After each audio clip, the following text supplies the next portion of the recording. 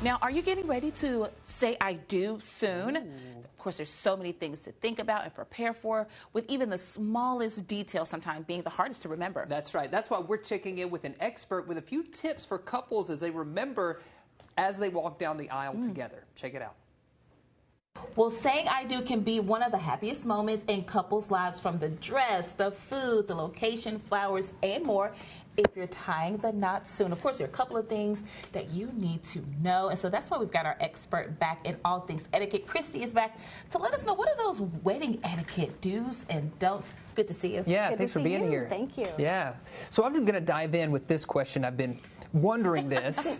When do I need to RSVP to a wedding invitation? So I get the invitation. When does that RSVP need to go back? I think as soon as you possibly can. And if it's not within a week or so, let the host know that when you will be able to give them a yes or a no. But I really think, keep it out, keep it top of mind. Don't put it in the mail stack or anything like that, but keep it top of mind. So the sooner the better. Okay. Yeah, and if I'm invited to a wedding, can I bring a +1?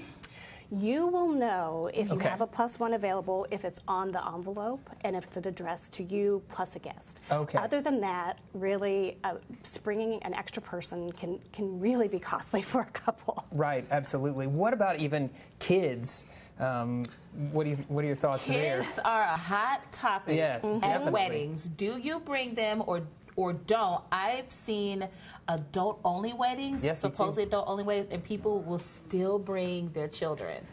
So, we have to have boundaries. And if we're afraid that somebody might not understand exactly who was invited, we want to make that maybe explicitly clear. If there's a reply card, you can put it at the bottom of the reply card. I wouldn't put it on the invitation itself, but on the reply card say, we're looking forward to this to being a great event for all of the adults. Another thing that you can do if you're hosting the wedding is to provide daycare or somebody to watch the kids and make sure that they have a good time. That makes it a lot easier for parents, and it probably might be worth doing that just to avoid the headache of maybe cranky family members. Yeah, sure, because you want people there to enjoy that day with you, but a lot of times it's like, well, I don't have anybody to watch my kiddos. I want to be there, but I don't, have anybody to watch my kiddos. So maybe being able to have that child care at, the reception or even at the ceremony is great for people, so everybody can be there. Yes, and I'm hearing you say communication is key, right? Both ways. So when you're sending out the invitations, say adults only, and when you are RSVPing, make sure that you RSVP in time.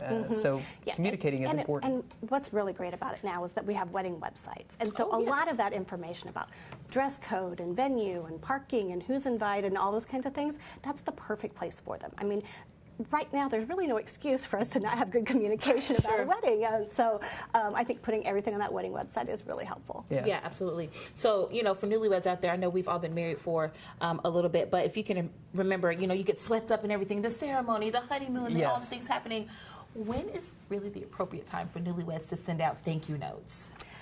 Ideally, you're sending that out within 3 months of the wedding. It used to be a year, but that has actually shortened, which is kind of funny as we become more informal. That rein gets a little bit tighter. But I think if you can aim for 3 months, that's a good target. But if you don't, do it anyway. Yeah, do it anyway. Even if you miss the cutoff of 3 months, keep doing it. Absolutely. When Raymond and I got married, we had already had some gifts that came in, and so my aunt made us do wedding thank you notes before even the ceremony. Wow. So as we had already had some people who had given us gifts, and she was like, open this right now and do this thank you note right now. I like her.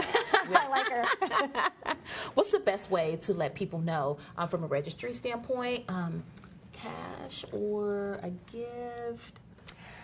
Options is the key. So if it is a registry, different price points, because not everybody can afford to pay for the Tiffany china that I've got on there. All those things. Some people are just buying a fork or something. So to have different price points on there, and it's also okay. And this is kind of controversial, but you can ask for money, but you want to earmark that money for something. So if we're looking to put a down payment on our house, or we're looking to take a trip, rather than just saying we'd like cash, you can let people know what it's there for, but also give them a registry where they can go pick out a gift. I like that. Yeah. Yes. I know this one is a hot button right here.